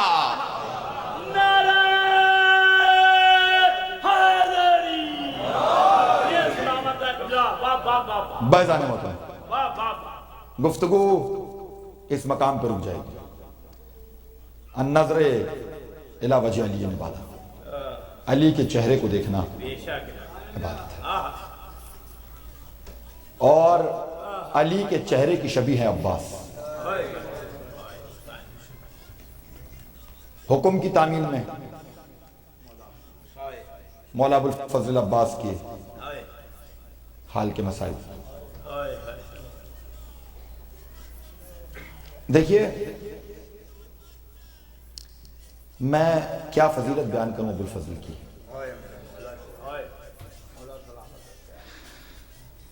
بعد کربلا امالی کی روایت پیش کر رہا ہوں آپ کے سامنے۔ بعد کربلا ایک مرتبہ امام سید سجاد اپنے صحابی ابو حمزہ سمالی کے ساتھ تشریف فرما تھے۔ ایسے میں ایک بچے کو آتے ہوئے دیکھا، سید سجاد بیٹھے سے کھڑے ہو گئے۔ آپ نے محسوس نہیں کیا یہ امامت ہے جو کھڑی ہوئی ہے۔ سید سجاد بیٹھے سے کھڑے ہوئے، ہاتھ اٹھا کے سلام کیا۔ ابو حمزہ سمالی گھبرا گئے، کہنے لگے یہ کون بچہ ہے جس کی اتنی تعظیم ہے؟ کہنے لگے ابو حمزہ پہچانا نہیں؟ یہ چچا عباس کا بیٹا ہے۔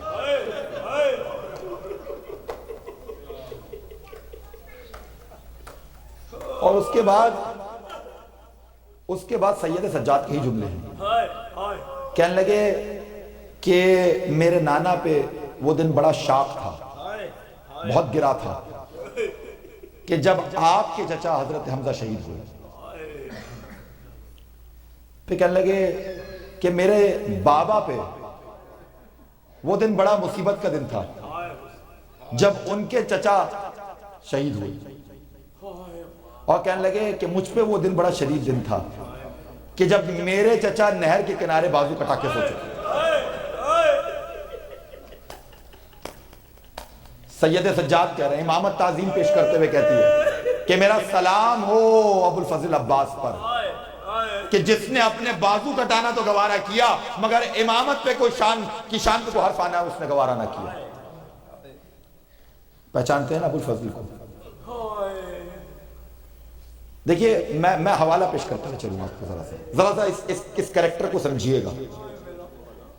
جب بیعت کا مطالبہ ہے، والی مدینہ نے امام حسین کو طلب کیا، بیعت کا تقاضا ہے۔ جوانان بنی ہاشم نے کہا کہ ہم اکیلے نہیں جانے دیں گے، مولا آپ کی جان کو خطرہ ہے۔ حسین کہتے ہیں مجھے اکیلے بلایا ہے، میں اکیلے جاؤں گا، شرافت کا تقاضا یہی ہے، مجھے اکیلے بلایا ہے میں اکیلے جاؤں گا۔ یہ کہتے ہیں جوانان بنی ہاشم نہیں مولا ہم ساتھ جائیں گے، آپ کی جان کو خطرہ ہے۔ جب اصرار زیادہ بڑھا تو کہا ٹھیک ہے تم لوگ ساتھ چلو، مگر دارالعمارہ کے دروازے کے باہر کھڑے ہو جانا، اگر میری آواز بلند ہو تو اندر داخل ہو جانا۔ تاریخ سب کے ذہنوں میں ہے، حسین دارالعمارہ کے اندر گئے، مطالبہ بیعت، حسین کہتے ہیں مجھ جیسا اس جیسے کی بیعت نہیں کر سکتا، مجھ جیسا اس جیسے کی بیعت نہیں کر سکتا۔ وہاں مروان بیٹھا تھا، مروان نے کہا کہ اے ولید اس سے اچھا موقع نہیں ملے گا، حسین کو قتل کر دو۔ اتنا کہنا تھا، حسین جلال میں آئے اور کہنے لگے نیلی آنکھوں والی کے بیٹے تیری مجال تو حسین کو قتل کرے۔ حسین کی آواز بلند ہوئی، جوانان بنی ہاشم دارالعمارہ میں داخل ہوئے۔ مقتل یہ بیان کہتا ہے اور ارباب ذکر کہتے ہیں جو پہلا شخص داخل ہوا ہے اس کا نام ہے ابو الفضل عباس۔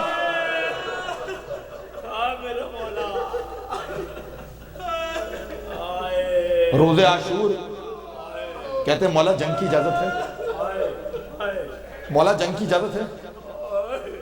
کہتے نہیں عباس تو میرے لشکر کا علمبردار ہے۔ ایک دفعہ پلٹ کے دیکھا حسرت بری نگاہوں سے، کہنے لگے مولا وہ لشکر کا ہے اس کا میں علمبردار ہوں۔ کہ عباس کچھ بھی ہو جائے ہم تمہیں جنگ پہ جانے کی اجازت نہیں دے سکتے، کچھ بھی ہو جائے، تم دلوں کی دھارس ہو عباس، تم ہمارے جگر کی طاقت ہو عباس، ہم تمہیں جنگ پہ جانے کی اجازت نہیں دے سکتے۔ عباس ایک مرتبہ سر کو جھکائے ہوئے خیمے سے باہر کیا۔ اب دیکھیں عباس جری ہیں، عباس بہادر ہیں، عباس دلیر ہیں، مگر میں نے مقتل میں ایک ایسا واقعہ پڑھا ہے کہ جسے دیکھ کر عباس جیسا جری رویا ہے۔ سنیں گے عزیزان عباس ضبط نہ کر سکے، میں واقعہ بیان کر دوں آپ کے سامنے۔ دیکھیں خیموں میں ایک خیمہ ایسا تھا کہ جہاں پر مشکیزیں رکھے جاتے تھے، جب وہ مشکیزیں بھرے ہوئے ہوتے تھے تو مشکیزیں اس خیمے میں رکھے جاتے تھے، اور چونکہ وہاں کبھی پانی ہوا کرتا تھا، ان مشکیزوں میں کبھی پانی ہوا کرتا تھا، لہذا اس کی وجہ سے اس خیمے کی زمین کچھ نم پڑ گئی تھی، اس خیمے کی زمین کچھ نم پڑ گئی تھی۔ عباس نے یہ منظر دیکھا کہ بچوں پہ پیاس کی اتنی شدت ہے کہ بچے اس زمین پہ اپنے شکم کو لگاتے ہیں اور کہتے ہیں چچا پانی۔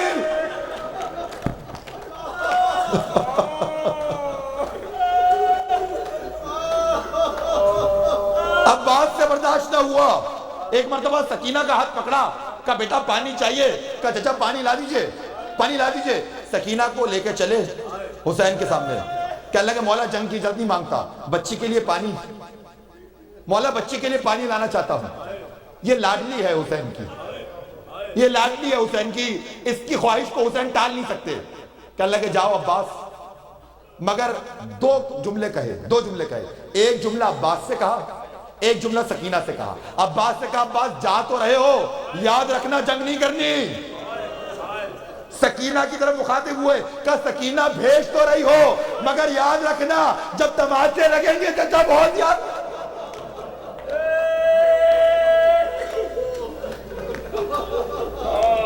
اجرکم اللہ زدارو، اجرکم اللہ زدارو۔ میں تذبذب کا شکار کہ کون سی روایت پڑھوں اور کہاں رکوں۔ عباس کی وفا کو میرا سلام، میں شہادت نہیں پڑھ رہا، بس صرف ایک روایت کی زحمت۔ جب یہ قافلہ رہا ہو کے آیا ہے واپس، بس یہ آخری روایت ہے، یہ قافلہ رہا ہو کے آیا واپس، تو ایسے میں بشیر ابن جزلم کہتا ہے میں وہ منظر نہیں بھولتا کہ جب میں منادی دیتا ہوا مدینے میں داخل ہوا اور میں کہتا جا رہا تھا قد قتل الحسین بے کربلا، قد قتل الحسین بے کربلا، حسین کربلا میں شہید کر دیے گئے، حسین کربلا میں شہید کر دیے گئے۔ کہتا ہے میں نہیں بھولتا وہ منظر کہ ایک گھر کا دروازہ کھلا، ایک طویل القامت بی بی برآمد ہوئی اور کہتی ہے کیا کہتا ہے کون شہید کر دیا گیا؟ کہتا ہے حسین کربلا میں شہید کر دیے گئے۔ اس بی بی نے سوال کیا کوئی بچہ ہے؟ کہا ہاں بی بی اہل حرم واپس آئے ہیں، شہر کے مرکزی دروازے کے باہر خیمے نصب ہیں۔ اس بی بی نے کہا مجھے وہاں لے چل۔ اب بشیر آگے آگے ہے، وہ بی بی پیچھے پیچھے ہے۔ ایک مقام پہ بشیر رک گیا، کہا بی بی اہل حرم کا پردہ ہے، اب آپ خود سفر اختیار کریں۔ اس بی بی نے چلنا شروع کیا، دیکھا رستے میں ایک ضعیف بیٹھا ہے،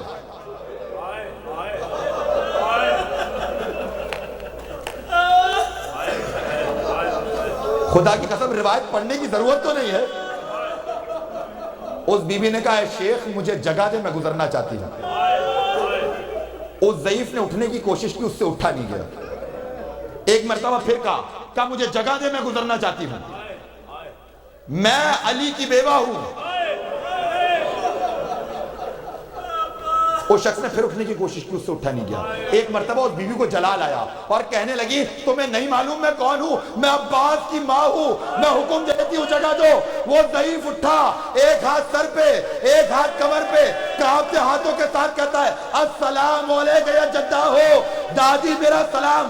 پلٹ کے سوال کرتی ام البنین ارے تو کون ہے؟ کہا ماں تیرا سید سجاد۔ کا سید سجاد اس جوانی میں بالوں میں سفیدی؟ آخری جملے ہیں روایت کے، آخری جملے ہیں روایت کے۔ کہا اماں تیرے عباس نے کمال کر دیا اماں۔ اب دیکھیں اب جو جملہ ہے وہ ام البنین کے علاوہ کوئی نہیں کہہ سکتا تھا۔ جیسے کہا نا اماں تیرے عباس نے کمال کر دیا، ام البنین نے فوراً پلٹ کے کہا مجھے عباس کا تذکرہ نہ سنا، مجھے بتا دے میرے حسین پہ کیا گزری ہے۔ کہا اماں عباس نے وفا کی انتہا کر دی۔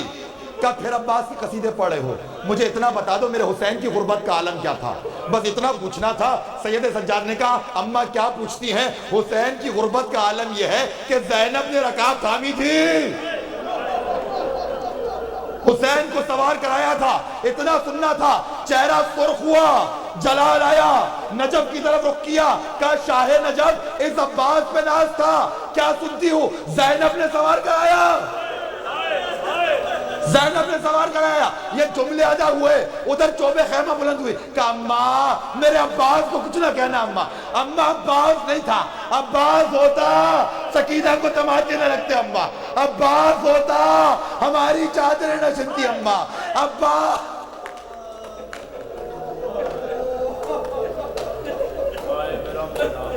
اللہ اللہ امتن قتلت کا، اللہ اللہ امتن ظلمت کا، ربنا تقبل منا انکا انت السمیع العلیم برحمتک یا ارحم الراحمین۔ ماتم حسین۔ آل عمران کہاں اور زندان کہاں، یہ بہن قید ہوئی تو نہ آیا غازی، جبرداس سے چھنی میں صدا دیتی رہی، تو نہ آیا غازی، جبرداس سے چھنی میں صدا دیتی رہی، تو نہ آیا غازی، جبرداس سے چھنی میں صدا دیتی رہی، تو نہ آیا غازی۔ اور آل عمران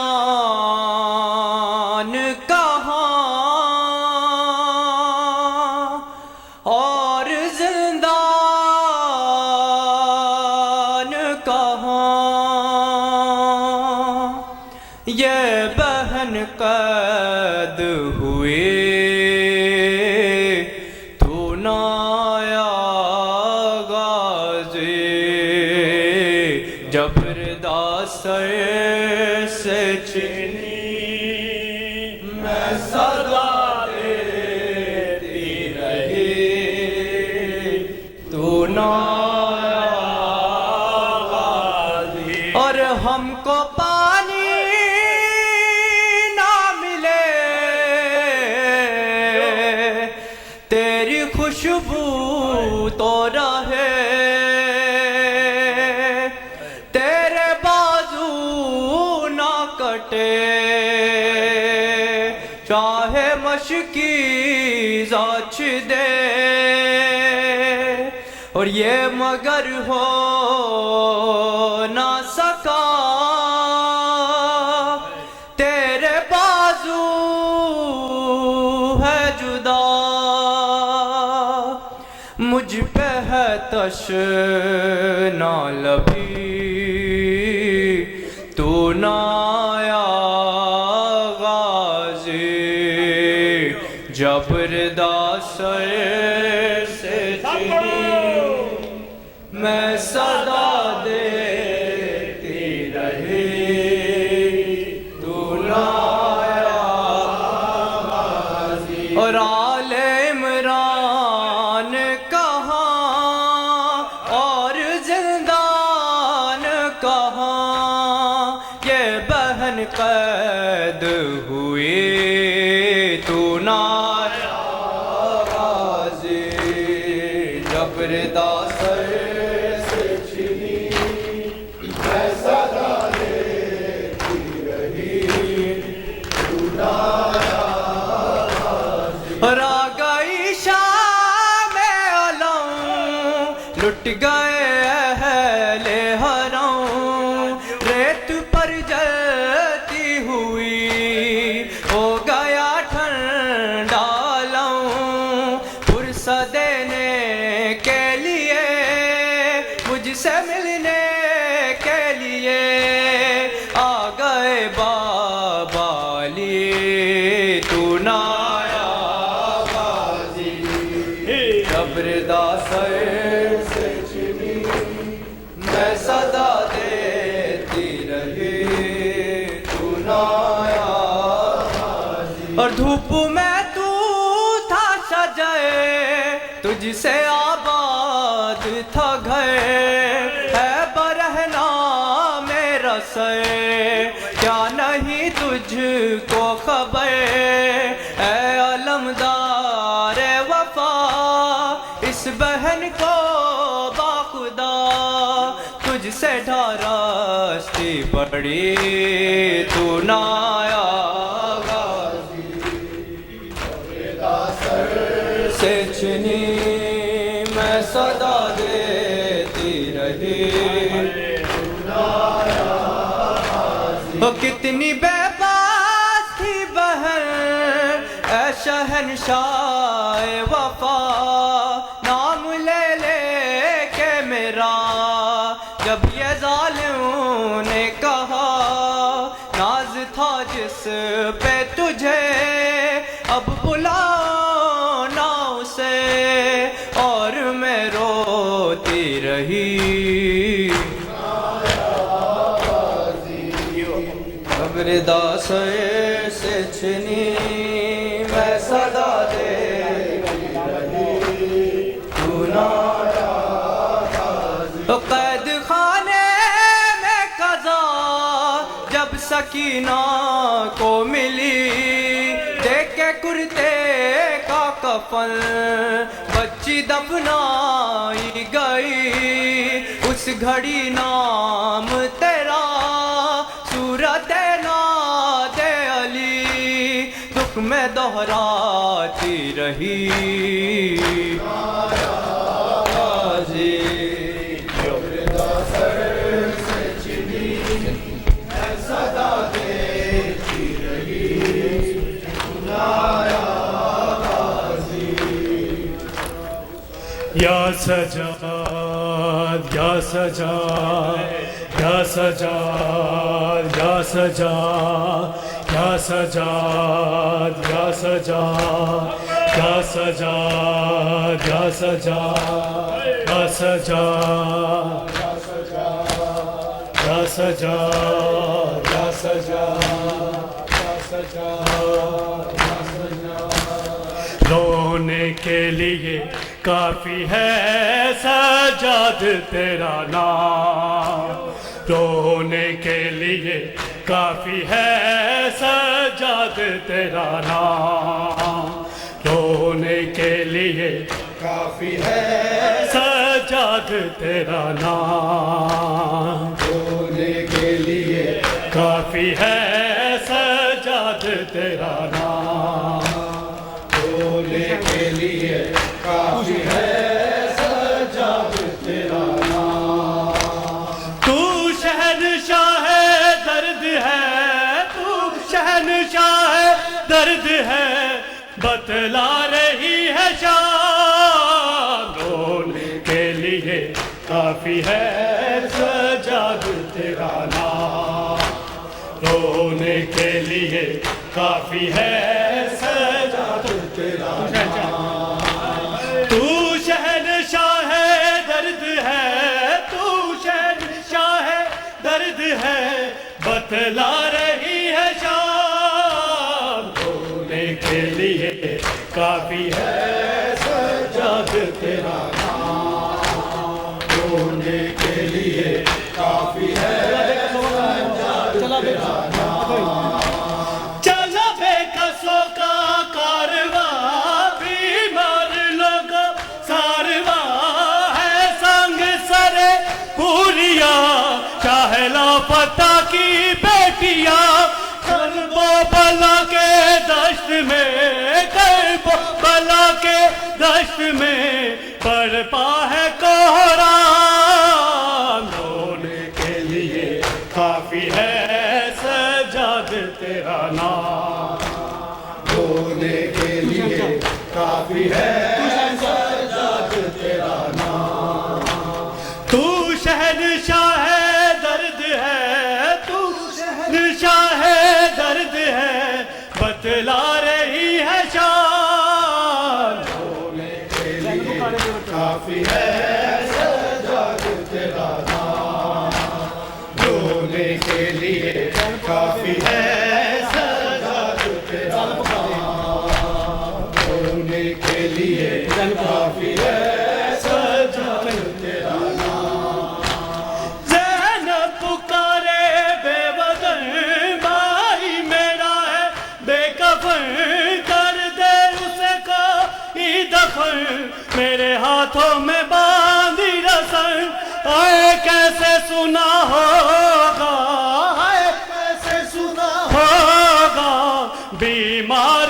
نے پیغام، رونے کے لیے کافی ہے سجاد تیرا نام، رونے کے لیے کافی ہے سجاد تیرا نام، مزدوروں میں ایک مرد ہے، غیرت سے چہرہ زرد ہے، کربل کی جمی گرد ہے، زینب کا دل میں درد ہے، روتا ہے سر جھکا کے، روتا ہے سر جھکا کے، کرتا نہیں کلام، رونے کے لیے کافی ہے سجاد تیرا نام، تو شہنشاہ درد ہے، تو شہنشاہ درد ہے، بتلا رہی ہے شان، رونے کے لیے کافی ہے سجاد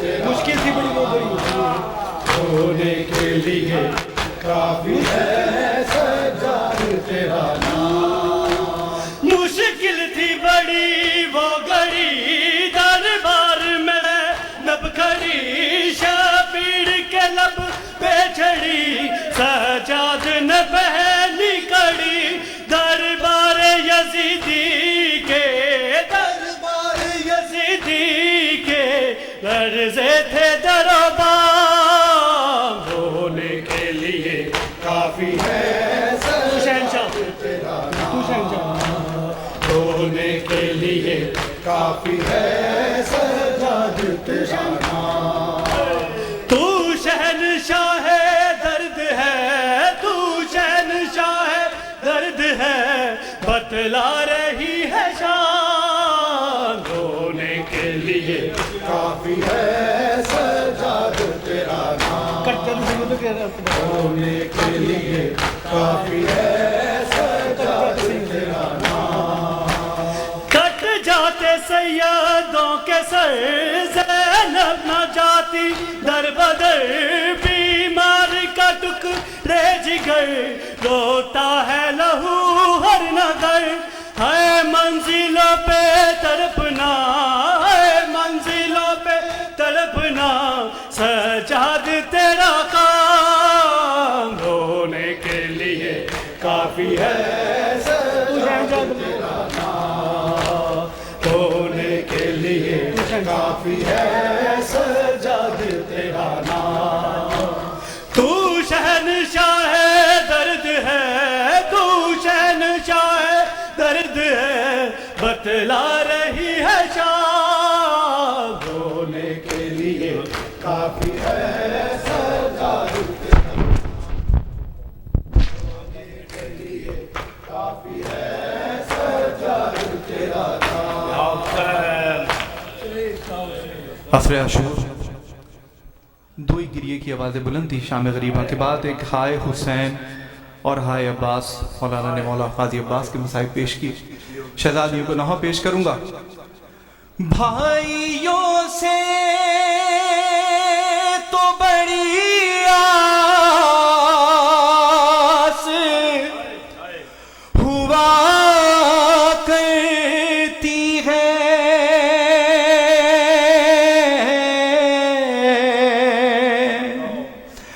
हर बहन भाई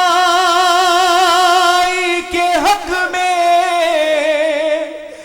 ये दुआ करती है,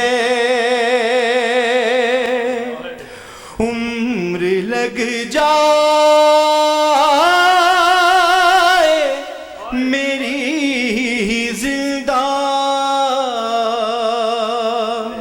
रहे भाई मेरा।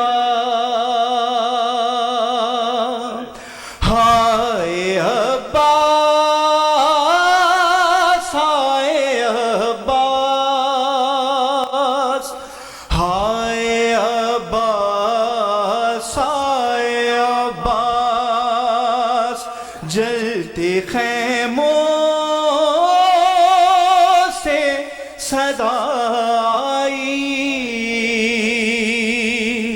सरे करबो बला। हाय अब्बास, हाय अब्बास, हाय अब्बास, हाय अब्बास, लो खबर जल्द के अब बिस्तरे सजाद जला। हाय अब्बास, हाय अब्बास, हाय भाइयों से तो बड़ी आस हुआ करती है, हर बहन भाई के हक में ये दुआ करती है, उम्र लग जाए मेरी जिंदा रहे भाई मेरा। हाय अब्बास, हाय अब्बास, हाय अब्बास, हाय अब्बास, हाय अब्बास, हाय अब्बास, हाय अब्बास, तन्हा 18 बरादर की बहन खैरन में, तन्हा 18 बरादर की बहन खैरन में, नींद क्यों आ गई है भाई बताओ बन में, नींद से जागो छिनी ज़ैनबे मुज़्तर की रिदा। हाय अब्बास, हाय अब्बास, हाय अब्बास, हाय अब्बास, हाय अब्बास, हाय बैन करती हुई लाशें पे चली आऊंगी, बैन करती हुई लाशें पे चली आऊंगी, जितने नासूर कलेजे में है दिखलाऊंगी, मेरी तकदीर में कुछ भी नहीं अशकों के सिवा। हाय अब्बास, हाय अब्बास, हाय अब्बास, हाय अब्बास, हाय अब्बास, हाय अब्बास, हाय मेरा अकबर मेरा कासिम اصغر نہ رہا، دو میرے لال تھے دونوں میں سے کوئی نہ رہا، نہ کوئی بھائی بھتیجا نہ کوئی ہے بیٹا، ہائے عباس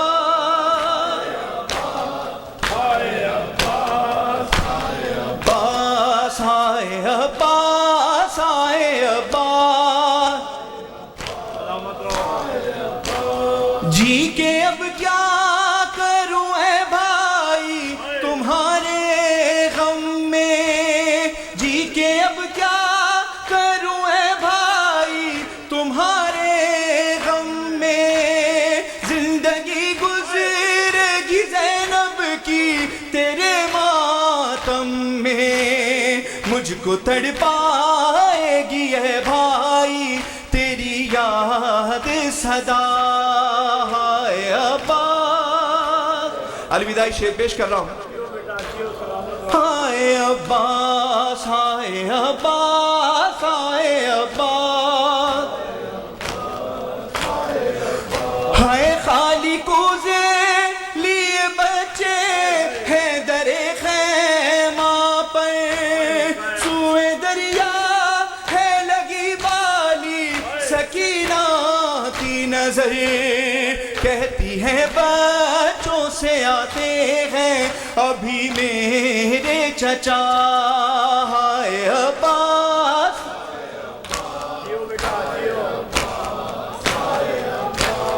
جلتے خیموں سے صدائی سر کرب و بلا، ہائے عباس ہائے عباس، لو خبر جلد کے اب بستر سجاد جلا،